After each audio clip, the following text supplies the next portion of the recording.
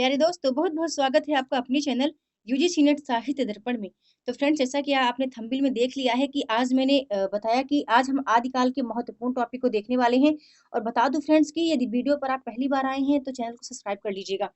और ये जो पहली बार आज वीडियो को देख रहे हैं और जो नए सिरे से अपना अपना अध्यापन जारी करना चाहते हैं, तो उनके लिए ये वीडियो बहुत इंपॉर्टेंट होने वाली है। और बता दूं फ्रेंड्स, हमारे लिए इकाई 2 का जो आदिकाल है और एक आधुनिक काल है। दोनों टॉपिक करना बहुत इंपॉर्टेंट है। मैं ऐसा नहीं कह रही हूँ कि भक्तिकाल और रीतिकाल इंपॉर्टेंट नहीं है, ये भी महत्वपूर्ण है। लेकिन आदिकाल से बता दूं 3 से 4 प्रश्न पूछे जाते हैं। अभी तो कम 5 प्रश्न पूछ लिए जाते हैं एनटी के द्वारा। तो आज मैं फ्रेंड्स एक-एक शब्द को एक्सप्लेन करने वाली हूँ कि कौन-कौन से शब्द हैं जो कि आपके लिए बहुत इंपॉर्टेंट है, ठीक है? ये जो आपको छोटे-छोटे शब्द दिख रहे हैं ना, इतने इम्पोर्टेंट है, यहाँ से प्रश्न अक्सर ही पूछ लिए जाते हैं। तो चलिए चलते हैं हम अपने क्लास की ओर। सबसे पहले आता है हमारा टॉपिक दिया गया है हिंदी साहित्य इतिहास दर्शन। अब मैं आपको थोड़ा-सा बता दूँ साहित्य इतिहास दर्शन क्या है? तो फ्रेंड्स, इससे अभिप्राय है साहित्य के इतिहास लेखन में प्रयुक्त दृष्टिकोण एवं विचारों से जो विचार हमारे इतिहास के लेखकों ने व्यक्त किए हैं, वही इसका साहित्य इतिहास दर्शन माना जाता है। यहीं पर बता दूँ, एक हमारे ग्रंथकार हैं नलिन विलोचन शर्मा जी, जिनका है साहित्य इतिहास का दर्शन। उन्होंने इसमें हिंदी साहित्य के इतिहास के विचारों को व्यक्त किया है। अब दूसरा टॉपिक हमारा आता है हिंदी साहित्य के इतिहास लेखन की जो पद्धतियां हैं, ये बहुत इंपॉर्टेंट है, बता दो फ्रेंड्स। यहाँ से भी एक दो बार प्रश्न बने हैं। तो इसके 4 पद्धतियां बताई गई हैं हिंदी साहित्य इतिहास के लेखन की। एक है वर्णानुक्रम पद्धति। तो बता दूं, जो वर्णानुक्रम पद्धति है पहले नंबर पे आता है। और इसको किसने अपनाया है? तो गारसा दत्तासी और शिव सिंह सेगर ने इसको अपनाया। फिर हमारा आता है कालानुक्रम पद्धति। जैसे कालक्रम को मानते हुए जो विद्वान, जो ग्रंथकार, जो आचार्यों ने कालक्रम को मान करके अपनी अपनी रचनाओं का वर्णन किया है, तो वो कालानुक्रम पद्धति के अंतर्गत आते हैं। तो कौन आते हैं? जॉर्ज ग्रियर्सन और मिश्र बंधु हैं। ठीक है, इसके बाद आता है वैज्ञानिक पद्धति। और फिर आता है लास्ट में चौथे नंबर पे है विधेयवादी पद्धति। तो बता दो फ्रेंड्स, विधेयवादी पद्धति इंपॉर्टेंट है। और इसे आचार्य शुक्ल ने माना है, फिर राम स्वरूप चतुर्वेदी जी ने माना है, डॉक्टर नगेंद्र जी, बच्चन सिंह आदि आदि जो मतलब आचार्य हैं, इन्होंने माना है किसको? विधेयवादी पद्धति को। ठीक है, और ये सबसे मान्य पद्धति भी मानी गई है। अब हम बात करते हैं हिंदी साहित्य के काल विभाजन की। फ्रेंड्स, ये बहुत इंपॉर्टेंट काल विभाजन है। ये जो काल विभाजन है, तो हम जानते हैं कि हिंदी साहित्य के इतिहास को 4 भागों में बांटा गया है। किसके अनुसार? आचार्य शुक्ल के अनुसार। इसके आप काल विभाजन के आप थोड़ा संबत याद रखिएगा, क्योंकि कभी-कभी पूछ लिया जाता है काल विभाजन के संबत भी। अब हम यदि ये बात करें, हाँ, थोड़ा-सा मैं आपको ये बताना भूल गई हूँ कि जो इतिहास लेखन की पद्धतियाँ हैं, किस-किसने कौन से इतिहास लिखे हैं फ्रेंड्स, वो आप ज़रूर याद रखिएगा। जैसे मतलब शिव सिंह सरोज का कौन-सा इतिहास है, ठीक है? शिव मिश्र बंधुओं का इतिहास, हिंदी साहित्य का इतिहास आचार्य शुक्ल जी का। फिर हिंदी साहित्य का जो आलोचनात्मक इतिहास है डॉक्टर राम कुमार कुमार वर्मा जी का। हजारी प्रसाद द्विवेदी जी का, मतलब इनके बहुत इंपॉर्टेंट है। डॉक्टर नगेंद्र हैं, डॉक्टर गणपत चंद्रगुप्त हैं और राम स्वरूप चतुर्वेदी हैं, और काफ़ी हैं। आप देख लीजिएगा, यदि आपके पास सरस्वती पांडे की पुस्तक है तो वो काफी इंपॉर्टेंट है, उसमें बहुत अच्छा सटीक दिया गया है।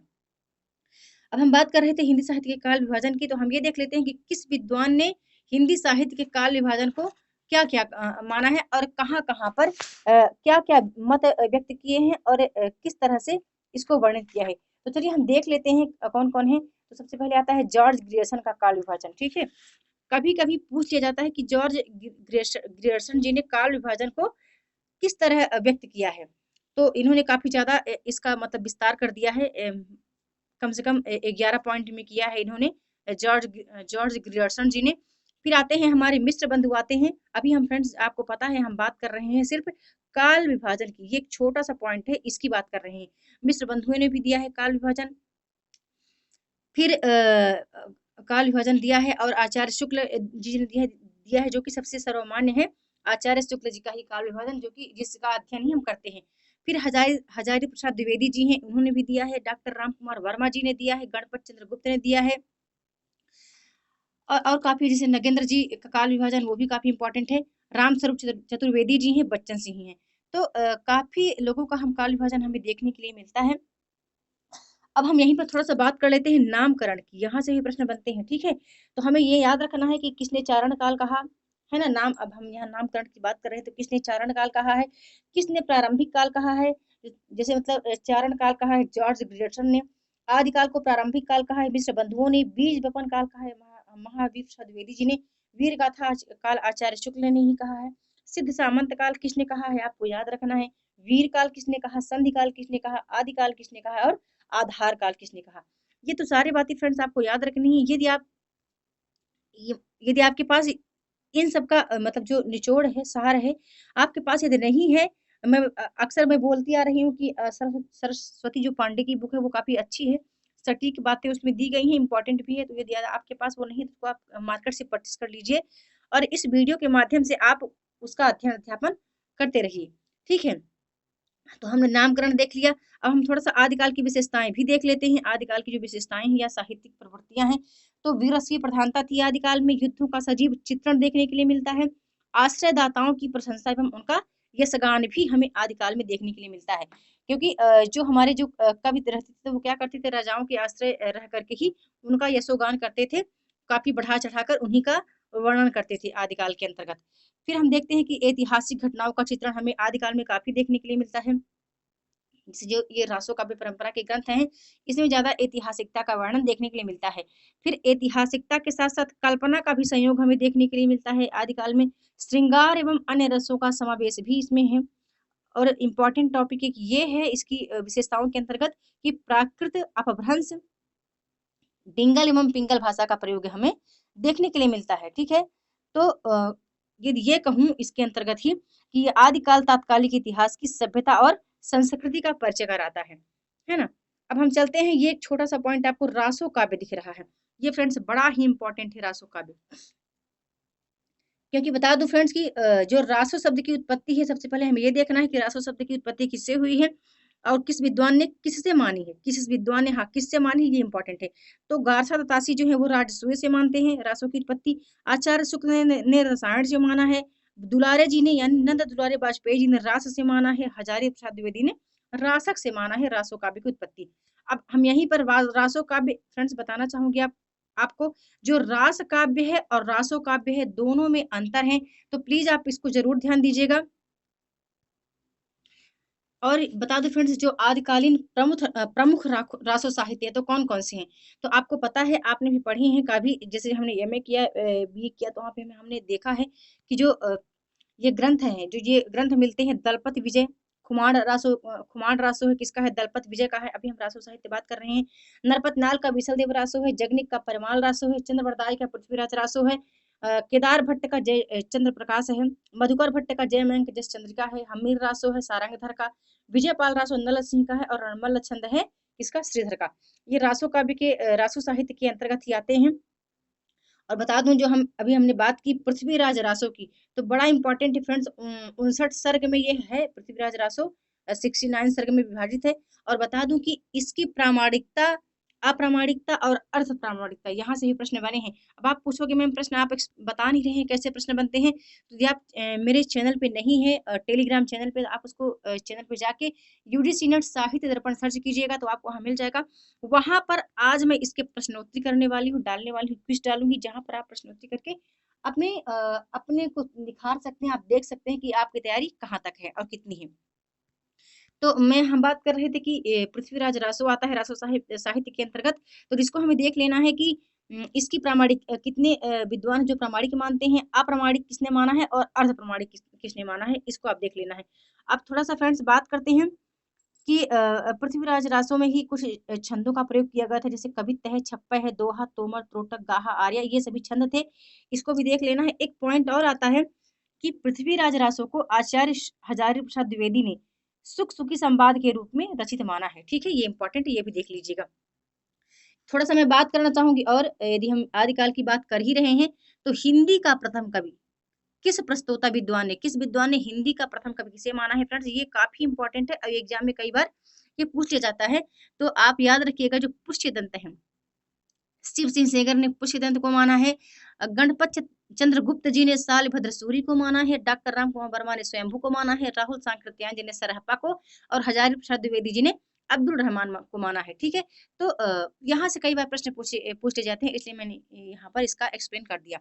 ठीक है, अब हमारा आता है आदिकालीन जैन साहित्य। अब मैं आपको बता दूं फ्रेंड्स कि ये जैन साहित्य जो है यही क्या है, यही हमारा रास काव्य है। रास साहित्य या जैन साहित्य को ही रास काव्य कहा गया है। तो आपने समझ लिया ना, रासो एक अलग है और रास काव्य एक अलग टॉपिक है। तो बात करते हैं जैन काव्य की, जैन काव्य परंपरा की। तो ये बता दूं फ्रेंड्स कि जैन काव्य परंपरा के कौन कौन से प्रमुख विद्वान है, ग्रंथकार माने गए हैं। तो आते हैं स्वयंभू है, पुष्पदंत है, धनपाल है, जिनदत्त सूरी है, हेमचंद्र है, सोमप्रभ सूरी है और जैनाचार्य मीरतुंग है, जो कि जैन साहित्य परंपरा के या रास काव्य परंपरा के प्रथम कवि माने गए हैं, महत्वपूर्ण कवि माने गए हैं। अब हम बात करते हैं कि जिनदत्त सूरी द्वारा रचित उपदेश रसायन रास जो है 1114 ईस्वी को जैन रास काव्य परंपरा का प्रथम ग्रंथ माना गया है। ये इंपॉर्टेंट है, इसको याद रखिएगा, अक्सर एग्जाम में पूछ लिया जाता है कि उपदेश रसायन रास जो है ये किसका है या प्रथम रास ग्रंथ कौन माना गया है। तो जैन रास काव्य परंपरा का जो प्रथम रास ग्रंथ है वो कौन है, उपदेश रसायन रास को ही माना गया है और इसे ही अपभ्रंश भाषा का सर्वप्रथम रास ग्रंथ माना गया है। ठीक, याद रखिएगा, अपभ्रंश भाषा का रास ग्रंथ जो है कौन है, तो यही है उपदेश रसायन रास।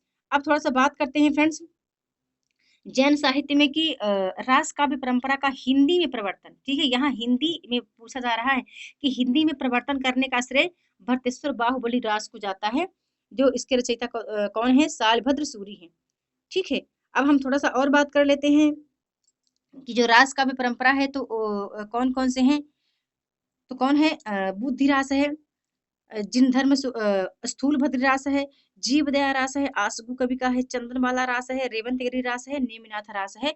ये 4-5 हैं जो कि जैन साहित्य या रास काव्य परंपरा की श्रेणी में आते हैं। एक इंपॉर्टेंट बात और कह दूं कि अब्दुल रहमान द्वारा लिखित जो संदेश रासक है वो पहला धर्मेतर रास ग्रंथ माना गया है। ये भी इंपॉर्टेंट है, एग्जाम में 1-2 बार ये भी पूछा जा चुका है। फिर एक बात और कह दूं कि जो संदेश रासक एक खंड काव्य है। संदेश रासक कौन है, अब्दुल रहमान कृत खंड काव्य है और जिसमें विक्रमपुर की एक वियोगिनी की विरह की कथा का वर्णन किया गया है। अब आप ये जैन रास काव्य परंपरा के अंतर्गत जो कुछ रचनाएं हमने बताया है, श्रावकाचार्य देवसेन का बुद्धि रास है, जीवदया रास है, जिनधर्म सूरी रास है, ये मतलब ये स्थूल भद्र रास है। तो फ्रेंड्स इनको आप थोड़ा सा देख लीजिएगा, ये सब पुस्तक में काफी विस्तार से दी गई हैं। ठीक है, अब हम बात करते हैं सिद्ध साहित्य की। सिद्ध, ये जो सिद्ध साहित्य है इसकी बात करते हैं। सिद्ध और नाथ साहित्य, तो पहले सिद्ध की बात कर लेते हैं, इसके बाद हम नाथ की बात करेंगे। सिद्ध साहित्य में आपको पता है कि सिद्धों ने ही बौद्ध धर्म के वज्रयान तत्व का प्रचार करने के लिए जो साहित्य की जन भाषा में लिखा था वही हिंदी के सिद्ध साहित्य की सीमा में आता है। इसमें बौद्ध धर्म की 2 शाखाएं भी आती हैं सिद्ध के ही अंतर्गत, तो वो कौन है, हीनयान महायान आती हैं। ये भी आपको देखने के लिए पुस्तक में मिल जाएंगी। एक इम्पॉर्टेंट बात ये है फ्रेंड्स कि राहुल सांकृत्यायन ने 84 सिद्धों के नाम का उल्लेख किया है। जो आप 84 सिद्ध देखते हैं ना, उसका उल्लेख किसने किसने किया है, राहुल सांकृत्यायन जी ने ही किया है। और आपको एक बात इम्पोर्टेंट ये भी बता दूं कि जो सरहपा है, सरहपा को हिंदी का प्रथम कवि किसने माना है, तो राहुल सांकृत्यायन ने ही माना है। और ये जो 84 सिद्ध हैं तो संधा भाषा शैली का प्रयोग इन 84 सिद्धों ने किया था। और सरहपा का टाइम पीरियड आप याद रखिएगा, जो 84 सिद्धों की श्रेणी में आते हैं काफी इंपॉर्टेंट है इनके लिए। काफी इनके ग्रंथ जो इनके हैं, वैसे तो इनके 32 ग्रंथ फ्रेंड्स बताए गए हैं, जिनमें दोहा कोश है, काफी इंपॉर्टेंट है और अक्सर दोहा कोश को पूछ लिया जाता है। फिर बच्चन सिंह ने क्या लिखा है इन्हीं के सरहपा के संबंध में, तो ये कहते हैं बच्चन सिंह की आक्रोश की भाषा का जो पहला प्रयोग है वो सरहपा में ही दिखाई देता है। 84 सिद्धों में इंपॉर्टेंट है सबरपा है, इनका ग्रंथ आप सबरपा जो है चर्या पद इनका ग्रंथ है, काफी इंपॉर्टेंट है। और बता दूं यहाँ से कैसे प्रश्न बनता है, ये तो 84 सिद्ध हैं फ्रेंड्स, तो सरहपा, सबरपा, लुइपा, डुम्बिपा, कणहपा, इनके समय काल पूछ ले जाते हैं क्रमानुसार लगाने के लिए कि पहले कौन आता है, पहले कौन आता है, ऐसा करके तो ये आपको पुस्तक में मिल जाएगा। ठीक है, और इनके कुछ ग्रंथ हैं तो वो भी पूछ ले जाते हैं, तो आप देख लीजिएगा। और सरहपा नहीं कहा है किसके लिए, कणहपा के लिए कहा था। कणहपा के लिए राहुल सांकृत्यायन ने कहा है कि कणहपा पांडित्य और कवित्व में बेजोड़ थे। आप 5-6 जो ये 84 सिद्धों में है, 4-5 जो आचार्य हैं काफी इंपॉर्टेंट है, तो सिद्धों में 5 आचार्यों को फ्रेंड्स आप जरूर देख लीजिएगा। ठीक है, अब हम बात करते हैं नाथ साहित्य की। तो हमारे लिए नाथ साहित्य भी करना इंपॉर्टेंट है, क्योंकि हमने अक्सर हम पढ़ते हैं कि 84 सिद्ध और नवनाथ यानी नवनाथ माने गए थे। तो ये जो नाथ साहित्य है, तो गोरखनाथ जी हैं नाथ साहित्य के प्रवर्तक माने जाते हैं फ्रेंड्स। और गोरखनाथ ने ही पतंजलि के उच्च लक्ष्य ईश्वर प्राप्ति को लेकर ही हठ योग का प्रवर्तन किया था। तो इन्हीं को इसका प्रवर्तन स्वीकार किया गया है। और मिश्र बंधुओं ने गोरखनाथ को हिंदी का प्रथम गद्य लेखक भी माना है। ठीक है, जब हम नाथ साहित्य की बात कर रहे हैं तो हमने ये भी बताया कि मिश्र बंधुओं ने ही गोरखनाथ को हिंदी का प्रथम गद्य लेखक माना गया है। फ्रेंड्स, इनके कुछ गोरखनाथ की जो पंक्तियां हैं वो पूछ ली जाती है, इंपॉर्टेंट है। और गोरख जो नवनाथ हैं इनके लिए कभी कभी इनके क्रमानुसार लगाने के लिए पूछ लिया जाता है। और एक प्रश्न आता है कि पीताम्बर दत्त बड़थाल ने गोरखनाथ के जो ग्रंथ हैं, तो उनका संपादन किस नाम से किया है? तो गोरखवाणी नाम से किया है। ठीक है, ये प्रश्न एक दो बार पूछा गया है एग्जाम में। अब हम थोड़ा सा जब बात कर ही रहे हैं कि मिश्र बंधुओं ने गोरखनाथ को हिंदी का प्रथम गद्य लेखक माना है, तो हम गद्य लेखन की भी बात कर लेते हैं, गद्य साहित्य की बात कर लेते हैं आदिकाल के अंतर्गत। आदिकाल के अंतर्गत फ्रेंड जो गद्य साहित्य है, तो 4 रचनाएं हैं जो बहुत इंपॉर्टेंट है। वो कौन है? कुवलयमाला कथा है, कुवलयमाला कथा है, कहीं कहीं कुवलयमाला कहा भी आता है। उद्यतन सूरी का है, 9वीं सदी का है, बहुत इंपॉर्टेंट है। फिर आता है राउल वेल रोड कवि का है, 10वीं सदी का है, ये भी इंपॉर्टेंट है। उक्त व्यक्ति प्रकरण आता है दामोदर शर्मा का है, 12वीं सदी का है। और वर्ण रत्नाकर आता है किसका है? ज्योतिषर ठाकुर का है, 14वीं सदी का है। तो क्या ऐसा मैं इसको क्यों बता रही हूँ? क्योंकि यहाँ से बता दूं फ्रेंड्स, पूछा जाता है इनका टाइम पीरियड लगाने के लिए, काल क्रमानुसार लगाने के लिए। कभी कभी कवियों का ये जो आचार्य हैं, जो विद्वान हैं, तो जो ग्रंथकार हैं, जैसे उद्यतन सूरी हैं, रोड कवि हैं, दामोदर शर्मा हैं और ज्योतिष ठाकुर हैं, तो कभी कभी इनका क्रमानुसार लगाने के लिए आता है और कभी कभी इनकी रचनाएं पूछी जाती हैं। तो ये हम नाथ साहित्य की बात कर रहे थे, कर ही रहे थे, तो मैंने गद्य साहित्य भी आपको बता दिया है। अब बता दूं कि ये जो नाथ साहित्य है, इसके अंतर्गत कुछ विद्वानों ने अपने मत व्यक्त किए हैं।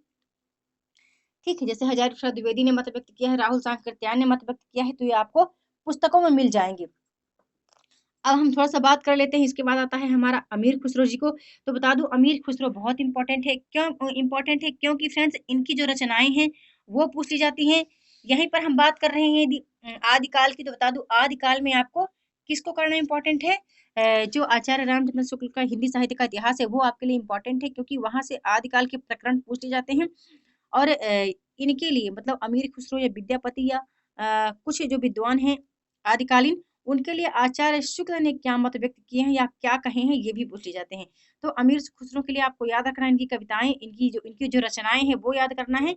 और अमीर खुसरो को किस उपाधियों से नवाजा गया है ये भी, जैसे तोता हिंद कहा है अलाउद्दीन खिलजी ने, कवियों की राजकुमार कहा है डॉक्टर ईश्वरी प्रसाद द्वारा कहा गया है। अवधि का प्रथम कवि किसने कहा है? डॉक्टर राम कुमार वर्मा ने कहा है अमीर खुसरो को। ये इंपॉर्टेंट है एग्जाम की दृष्टि से। और इनकी पंक्तियां और इनकी रचनाएं जैसे आप याद रखिएगा, जैसे खालिक बारी है, पहेलियां, मुकरियां, दो सखुने, गजल आदि इन्होंने लिखी हैं। ठीक है, तो अब हम इसके बाद अमीर खुसरो को हमने देख लिया, हम देखते हैं विद्यापति जी को। विद्यापति फ्रेंड्स हमारे लिए इंपॉर्टेंट है। इनका आपको टाइम पीरियड याद रखना है। इनका टाइम कब से कब तक है? तो 1360 से लेके 1450 ईस्वी तक माना गया है। ठीक है, इन्होंने 3 भाषाओं में ही 14 ग्रंथ लिखे हैं। किसने? विद्यापति ने 3 भाषाओं में 14 ग्रंथ लिखे थे। कौन है? संस्कृत में, अवहट्ट में, मैथिली में। अब मैं आपको बता दूं थोड़ा सा, जो संस्कृत में है तो वो कौन है? शैव सर्वस्व सार है, गंगा वाक्यावली है, दुर्गा भक्त तरंगणी है, भू परिक्रमा है, दान वाक्यावली, पुरुष परीक्षा और विभाग सार, लिखनावली, ये कुछ और भी हैं भी, जिसका एक्सप्लेन मैं कर नहीं रही हूँ क्योंकि इंपॉर्टेंट जो थे उनको मैंने कह दिया। तो विद्यापति की जो संस्कृत में है ये रचनाएं हैं। अवहट्ट भाषा में 2 रचनाओं का वर्णन इन्होंने किया है, कीर्तिलता कीर्तिपता का है। मैथिली भाषा में पदावली और गोरख विजय है। बता दूं मैथिली भाषा में जो इनकी जो प्रसिद्धि हुई है वो पदावली से ही हुई है। ठीक है फ्रेंड्स, फिर एक बात और आता है, इनकी जो रचनाएं ये तो पूछा जाता है विद्यापति की। एक प्रश्न ये बनता है कि विद्यापति के को कुछ कवि क्या मानते हैं? कुछ कवि श्रृंगारी मानते हैं, कुछ है कि जो विद्वान हैं भक्त मानते हैं और कुछ रहस्यवादी मानते हैं। तो कौन कौन से विद्वान हैं जो श्रृंगारी मानते हैं? तो थोड़ा सा मैं आपको बता दूं, हर प्रसाद शास्त्री हैं श्रृंगारी मानते हैं, रामचंद्र शुक्ल ने इन्हें श्रृंगारी कवि कहा है। सुभद्रा झा हैं, उन्होंने कहा डॉक्टर राम कुमार वर्मा ने श्रृंगारी कवि कहा, विद्वान आचार्य कहा है, और राम ऋषि बेनीपुरी हैं, वो भी इन्हें श्रृंगारी कवि ही मानते हैं। भक्त कवि तीन ही लोगों ने माना है, बाबू ब्रजनंदन सहाय ने, श्याम सुंदर दास ने और हजारी प्रसाद द्विवेदी जी ने। फिर रहस्यवादी कवि कौन मानते हैं इन्हें? जॉर्ज ग्रियर्सन है जो रहस्यवादी मानते हैं, नगेंद्र नाथ गुप्त हैं और जनार्दन मिश्र हैं। तो ये हमने देख लिया। विद्यापति की फ्रेंड्स पंक्तियां भी पूछी जाती हैं, ठीक है, विद्यापति जो हैं इनकी पंक्तियां पूछी जाती हैं, तो उम्मीद करती हूँ आप पंक्तियों को आप देख लीजिए कि आपको पुस्तकों में मिल जाएगा। एक बात और बता दूं कि बच्चन सिंह ने इन्हें जातीय कवि कहा है, किसे? विद्यापति को बच्चन सिंह ने क्या कहा है? जातीय कवि कहा है। और हजारी प्रसाद द्विवेदी ने रस श्रृंगार रस के सिद्ध वाक कवि कहा है। निराला जी ने इन्हें किसके लिए? पदावली के लिए कहा था। पदावली के लिए क्या कहा है? नागिन की लहर कहा है। पदावली की जो पद थे उन पदों के लिए ही नागिन की लहर किसने कहा है? तो निराला जी ने कहा है। फिर और कवि हैं जो कि बहुत सारे नामों से इन्हें पुकारते हैं। कुछ लोग मैथिल कोकिल कहते हैं, अभिनव जयदेव कहते हैं, कवि शेखर, कवि कंठहार, कवि रंजन, खेलन कवि, दशावधान, पंचानन आदि उपाधियों से इन्हें विभूषित किया गया है। ठीक है, अब हम थोड़ा सा बात कर लेते हैं फ्रेंड्स लौकिक साहित्य की। लौकिक साहित्य क्या है? तो बता दो, एक रचना आती है ढोला मारू रधुहा, ये कल्लोल की है ना, कल्लोल की है, पर कहीं कहीं पर कुशल लाभ भी इसका नाम देखने को मिलता है। तो मैं आपको बता दूं, पहले 11वीं सदी में ढोला मारू रधुहा जो लौकिक साहित्य की रचना है, तो किसने किया? ये एक प्रसिद्ध प्रेम काव्य है। पहले कल्लोल ने इसका वर्णन किया था, इसके बाद कुशल लाभ ने इसको पूरा किया था, है ना। तो ये लौकिक साहित्य है। लौकिक साहित्य में कुछ रचनाएं आती हैं अमीर खुसरो की भी हैं, जैसे खालिक बारी है, पहेलियां मुकरियां, ये सब लौकिक साहित्य के अंतर्गत आती हैं। बसंत विलास है, इसके जो रचनाकार हैं फ्रेंड्स अज्ञात हैं, कहीं देखने के लिए मिला नहीं है। बसंत विलास है, और विद्यापति का जो पदावली है ये भी लौकिक साहित्य के अंतर्गत ही आता है। तो आज की वीडियो में हमने ये देखा कि हमारे ये जो छोटे छोटे टॉपिक है कितनी इंपॉर्टेंट है, और यहाँ से कितना ज्यादा प्रश्न बनता है। अब इन प्रश्नों को मैं आपको कहाँ पर दूँ, प्रोवाइड करवाऊंगी? टेलीग्राम ग्रुप में। टेलीग्राम ग्रुप को आप यदि पहली बार हैं तो ज्वाइन कर लीजिएगा, सभी से रिलेटेड मैं क्वेश्चन वहां पर डाल दूंगी, तो आप कुछ कर लीजिएगा, तो आपको पता चल जाएगा कि आपकी तैयारी कितनी है। तो फ्रेंड्स आपकी आज की वीडियो में बस इतना ही। जल्द मिलती हूँ अपने नेक्स्ट वीडियो में न्यू टॉपिक के साथ। तो आपको आज की वीडियो कैसी कैसी लगी, लाइक और कमेंट के माध्यम से जरूर अपना फीडबैक मुझ तक सेंड कीजिएगा।